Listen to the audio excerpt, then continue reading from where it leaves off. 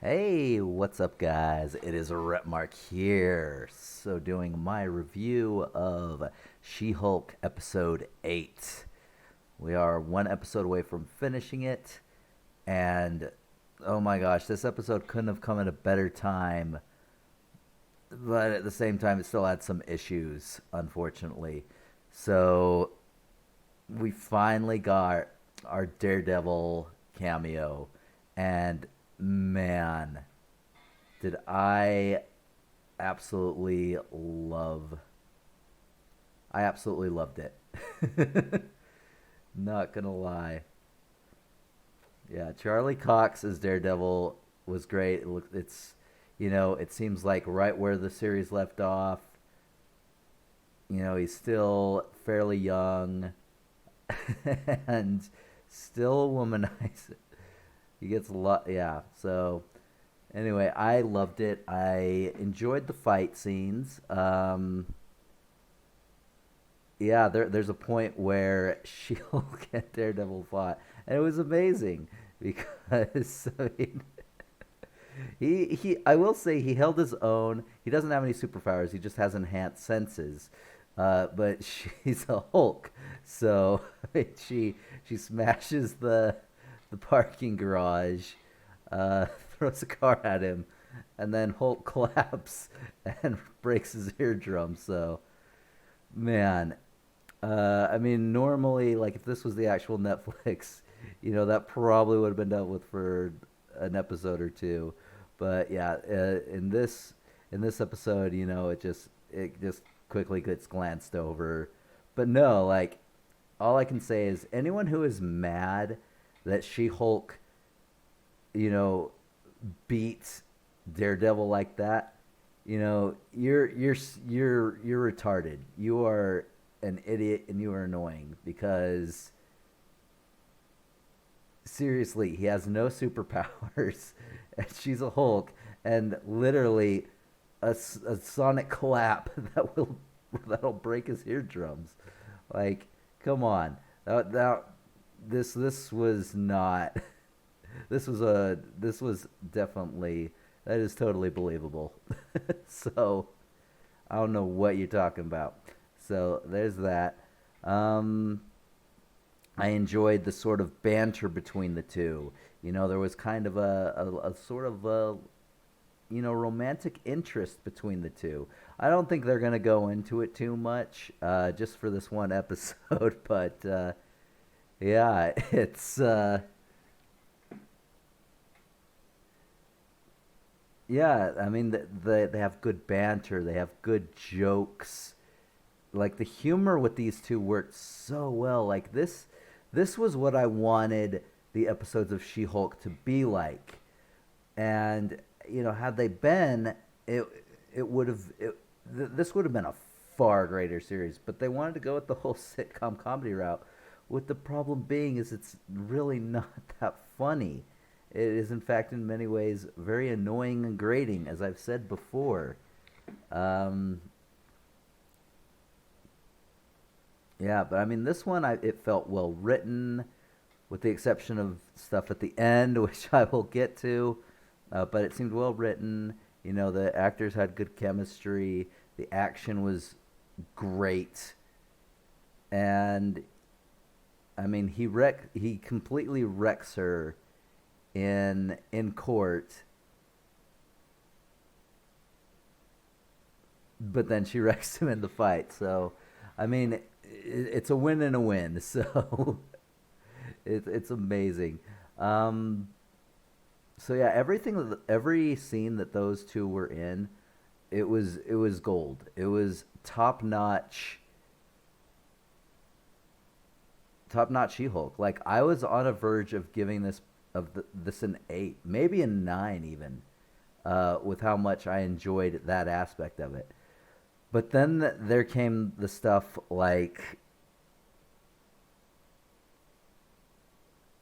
there was the stuff at the end, which again I'll get into, but just the annoying, stupid, just BS that I couldn't stand. Like, once again, she, she's forced to take a case, even though it's a conflict of interest,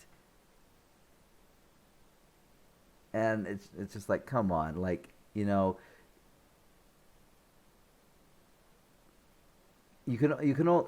it's forced drama. It's forced drama that just it seems terrible. Like her firm is definitely taking advantage of her, like massively. And I'm glad that they had after the case. I'm glad they had a talk where he's just like, you're on the wrong side. You should go into private practice like him, and that's she should because her firm treats her terribly, forcing her to go into all these conflict of interest cases when there's other attorneys that could take care of it. But whatever. And then what the hell is that guy? I forget what he is, but I mean, anyone who's seen this, the guy with the Wakandan spear, who we've seen in two other episodes, who's just like a total creeper, and he's just trying to hook up a date, but and as soon as he like goes where he's just like, nope, I'm out. And look, again, I get it. These people do exist. They're disgusting. They should be called out. But you just nail it so hard on the head. It's just like I don't need the constant reminder. It's so much. It's so much, and it's not funny. It's annoying, and it makes me not like want to watch these things, the scenes that these things happen in, which is unfortunate. So,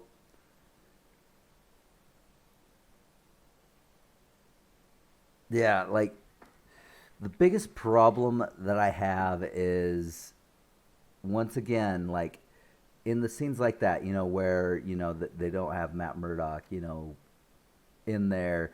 Um, the biggest issue is once again they're trying to do this constant funny thing, but it's not that funny. It's terrible. And then when you try to make a message, again, I'm not against making a message. I've seen plenty of movies, plenty of shows make a message and do it well. But the writing here is it's just so out there, so not within reality that it just it does a massive just horrible disservice to the message you're actually trying to make. Like it just it's not fun to watch is the problem. Is you get so caught up in the message and trying to make it funny, it just it turns the whole thing into this parody, and it's not a good one. It's not funny. It's not entertaining. It's just annoying, and it's not. The writing just isn't there to do what they want to do with this show, unfortunately. And they think it's funny as hell, and trolling the trolls and just showing how shitty guys can be and whatever. But it's just like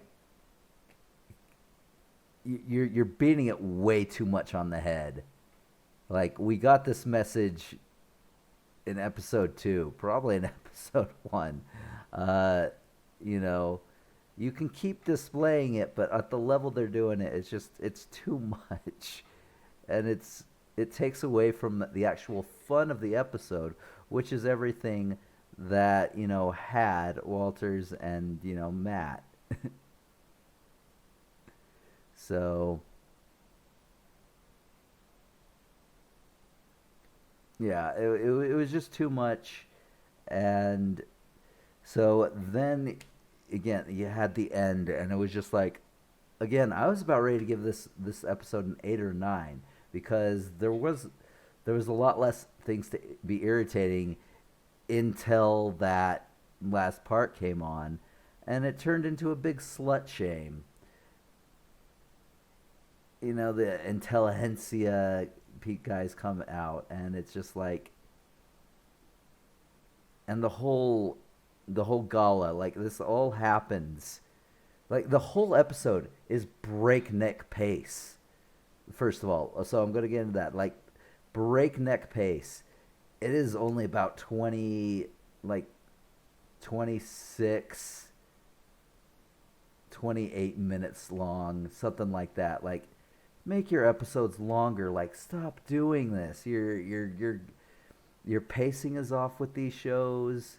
You're and when it has bad writing, that could be made better if they just had a little more context or a little more time. You know, you don't. Yeah, just. I think these episodes should be longer, is what I'm saying essentially. Um, and then, I mean, what else we got? Oh yeah, going into slut shaming, and I celebrities do deal with this a lot. So I mean to mention it, but it, it turns the whole thing into this. Like maybe there is no big baddie. I don't know. Maybe there is. Red Hulk was teased, but I don't know if that's real because everything has just been a tease. They've turned these side characters into just parodies and jokes of themselves, and it sucks. Like like Leapfrog, whatever. You know, he wasn't the greatest thing when it came to Marvel in the comics, but I mean they've literally put him so over the top and made him so unlikable and stupid at the same time. It's just like, what are you doing? I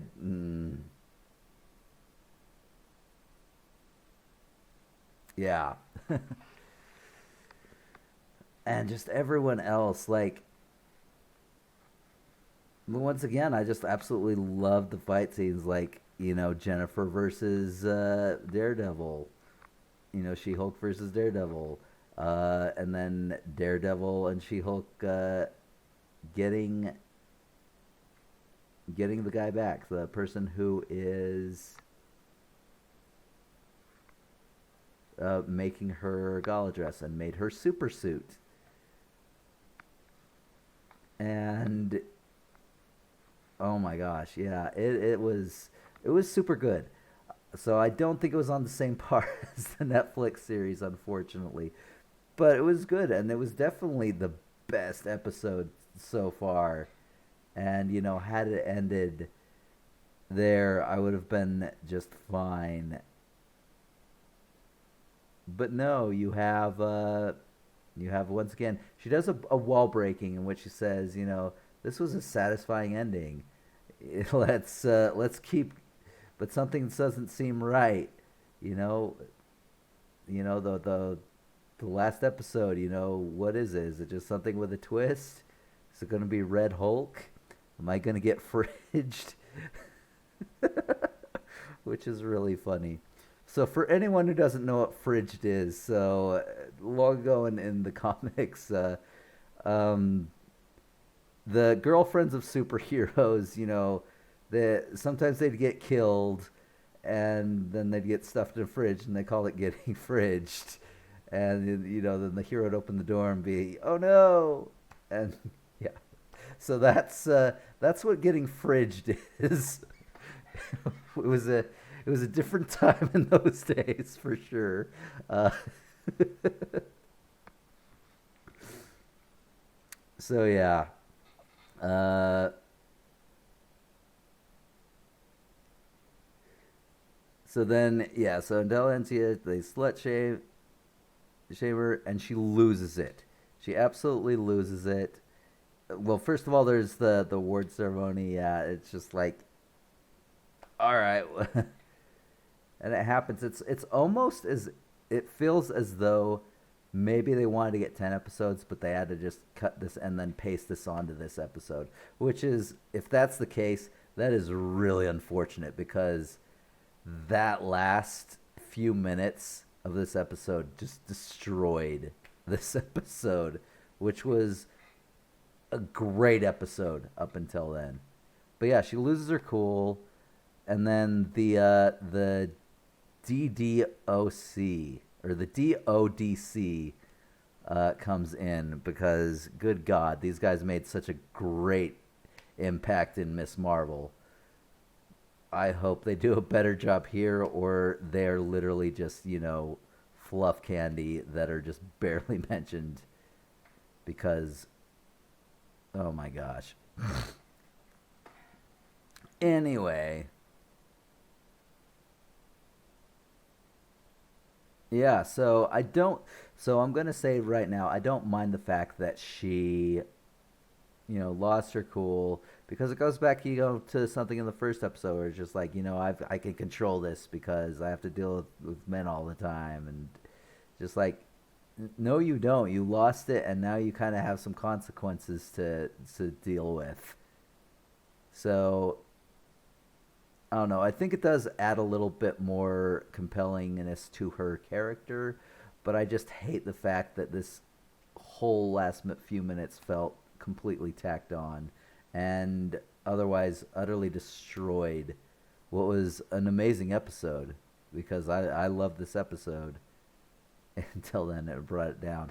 Like, again, I was about to give this an 8 or a 9, but because of all that stuff and a few other things, like, again, the guy who keeps on trying to ask her out and is just a total creeper and annoying and over the top, and it's just like, what they did with Leapfrog, I'm just like, all right. But I absolutely loved Daredevil and She-Hulk together, and him doing the walk of shame at the next morning. So, what did I give this one? I unfortunately had to give this one a 6. I enjoyed this episode tremendously, but the ending literally just killed it. 2 points at least. So, yeah, unfortunately, a 6 out of 10. I still enjoyed this episode. This is still probably my favorite episode. I need to freaking start writing down, like, some of my ratings on episodes on shows like this, especially their longer shows like this. Because, yeah, it's going to be super, super confusing to see where I'm going with this. I'll probably have to look back over it on my season 9 and series review. But yeah, 6 out of 10 on this one. Unfortunate, but I did enjoy it. So yeah, so we're gonna go into the episode breakdown. You have Leapfrog, who, is trying to protect this Best Buy from these two crooks who are stealing TVs, I guess, and his suit malfunctions, like, sets his legs on fire. So he wants to do a lawsuit against the God, and I forget his name, the person who makes her costumes. Um,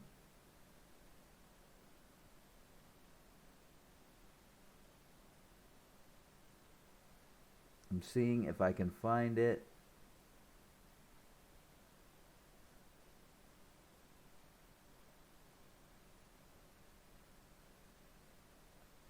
Let's see. Ba ba ba ba ba ba ba ba ba ba. Yeah, I can't find it anywhere. I'm sorry, guys. But anyway, hold on. Am I? Oh, there we go. Luke. There we go. I'm trying to go through the whole list of the cast, and at this point, it is super long with all the side characters they have. But yeah, anyway, um,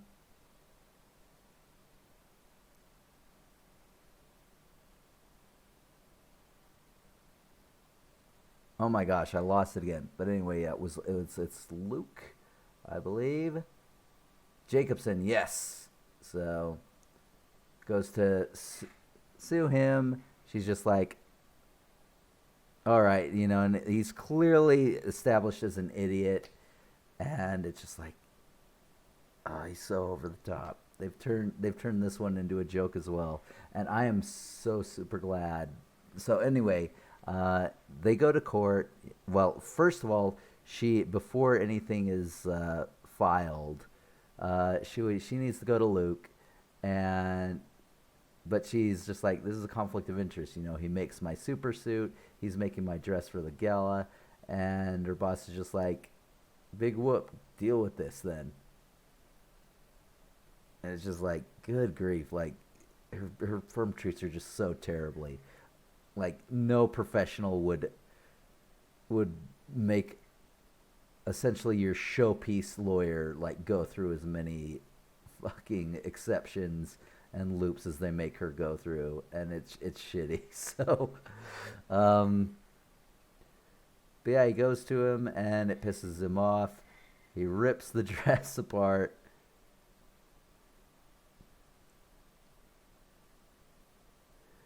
and then they go to court. And who is he represented by? Matt Murdock, Daredevil himself, who is his same charming. He got jokes, he's got charm, and yeah, he's just the lovable Matt Murdock. If you've ever seen, Daredevil on Netflix, yeah, it's great. It's great. So anyway, he wins the case, totally smashed, because it turns out that Leapfrog or Eugene, he used jet fuel when he was not supposed to do that.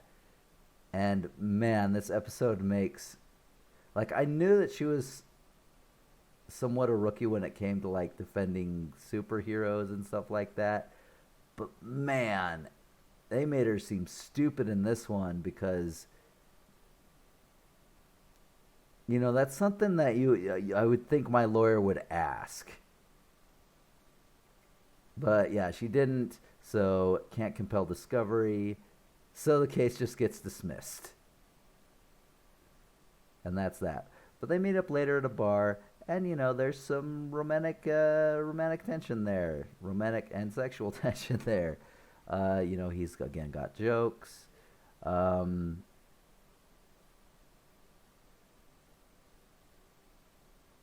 He jokes like, you're not pretending to be blind, are you? Like she says, you're not pretending to be blind, are you? It's just like, no. Am I wearing pants? And it's something like that. I butchered what it's whatever, but no, like the banter between the two and the jokes he had, they were pretty funny. And he talks to her about what he does, what she's doing, and he talks about how he's on the. And yeah, but then he has work to do, and then she gets a call. Is it from? No, it's not from Leapfrog. I think at first. Yeah, it's not Leapfrog at first. So it's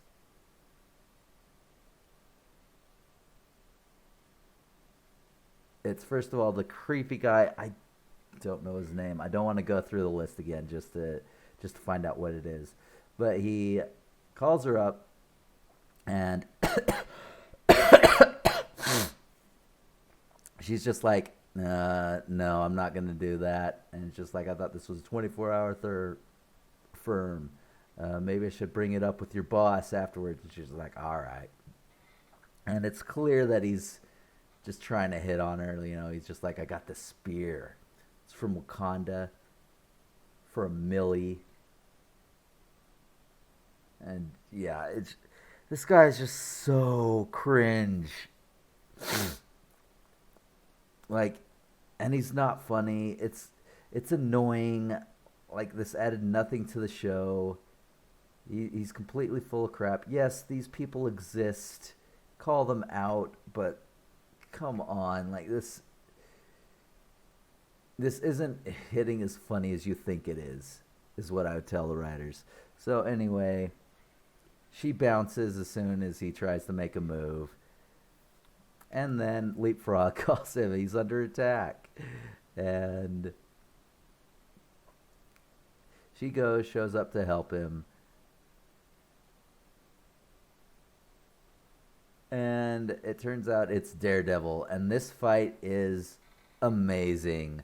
Like, he tells her to back off. and then proceeds to just get completely clobbered by her.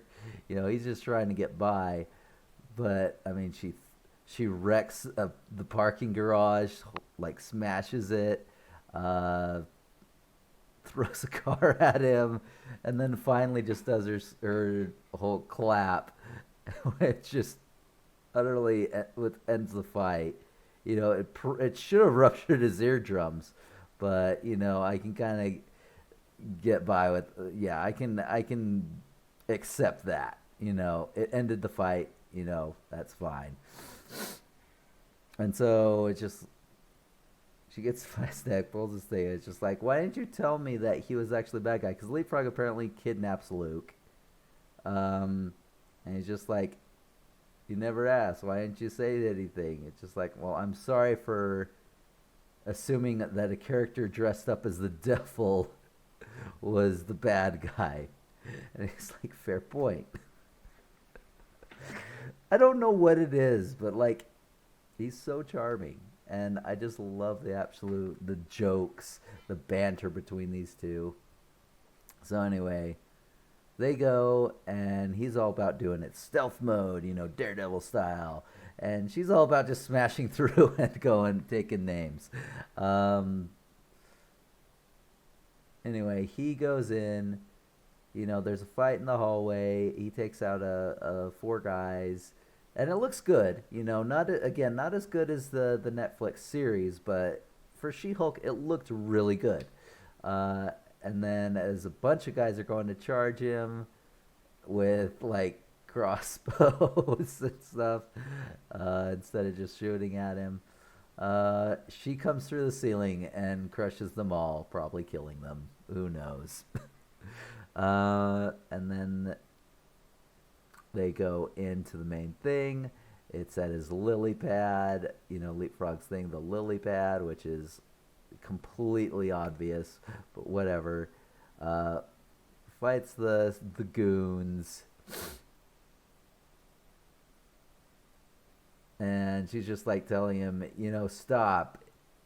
We can play this off as temporary insanity if you stop now. And yeah, so he retreats. But Daredevil starts saying all this stuff. It's just like, that would be a good defense, loose, but probably your best defense in this case. And they're just like, are you a lawyer or something? Just like, no, I just I'm really into crime dramas. It's just like, you gotta watch yourself, man. Don't be saying that.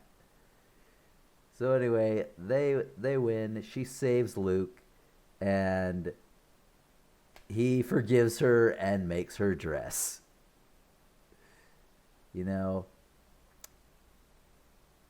And then they're sitting up on a roof. They're talking. He's talking that she should like just go into her own practice. She's not serving the good guys necessarily. And then it comes at the end where it's just like, maybe when I'm next in town I can take you to dinner or something. And she's just like, let's just skip all that. I already like you.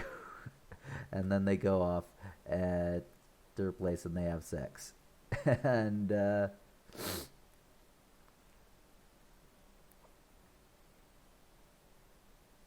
yeah, in the morning he does the walk of shame, and she comes out, and that's where we get the fourth wall breaking of just like, that was a satisfying ending. And then the whole fourth wall break, and it just should have ended there. It should have ended there. It would have been an amazing episode. It should have ended there. It did not end there. And then once again, you have this whole, I mentioned before, the whole Red Hulk tease, and then, or am I gonna get fridged? That bizarre reference. And yeah, her friend comes out, and then they go. She comes out looking in this stunning dress, to this lawyer of the year thing, and it turns out it's like seven of them, and like in the office, I would figure that something like this, but man, doing this in an official capacity, you would get into a lot of trouble for this. And it's just like another way of saying like how women are shit on in the workplace, which again, I don't mind that happening, but when you go so far off the top and just out of like what is real and like it just is so ingenuous and grating and annoying. But anyway, as she's getting ready to talk, the intelligentsia guys, they start playing a thing where it's just like, you should not be worshiping her. She's not who you think she is, and she's a slut. And then it does this whole movie of her and whatever guy.